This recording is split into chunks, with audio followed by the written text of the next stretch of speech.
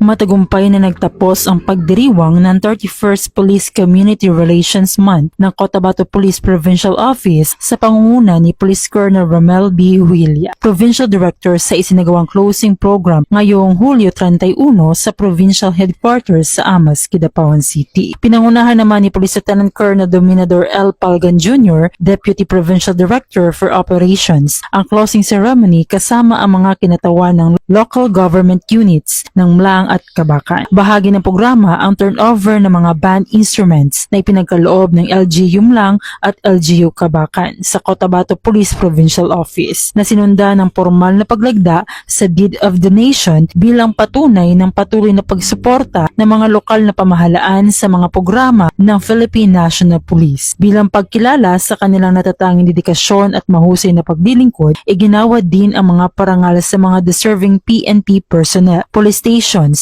at iba pang individual at unit na nagpakita ng kahusayan sa pagpapatupad ng mga programa sa ilalim ng Police Community Relations. Higit sa lahat, naging tampok sa pagdiriwang ngayong taon ang matagumpay na pagsasagawa ng Purok Leader Summit 2026 sa lahat ng mga munisipalidad at lungsod ng lalawigan ng Cotabato. Layunin nitong higit pang palakasin ang ugnayan at pagtutulungan ng mga purok leaders, kapulisan, lokal na pamahalaan at iba pang sektor ng komunidad upang mapatatag ang kapayapaan, kaayusan at kaligtasan sa bawat barangay. Sa pamamagitan ng summit, nagkaroon ng makabuluhang talakayan, pagpapalitan ng mga karanasan at pagbabahagi ng mga epektibong estratehiya sa crime prevention, community engagement at maagap na pagtugon sa mga suliraning kinaharap ng bawat komunidad. Pinagtibay rin ito ang mahalagang papel ng mga purok leaders bilang pangunahing katuwang ng Philippine National Police sa pagpapanatili ng kaayusan at pagpapaigting ng police-community partnership. Ipinamalas ng isang buwang pagdiriwang ng 31st Police Community Relations Month na ang tunay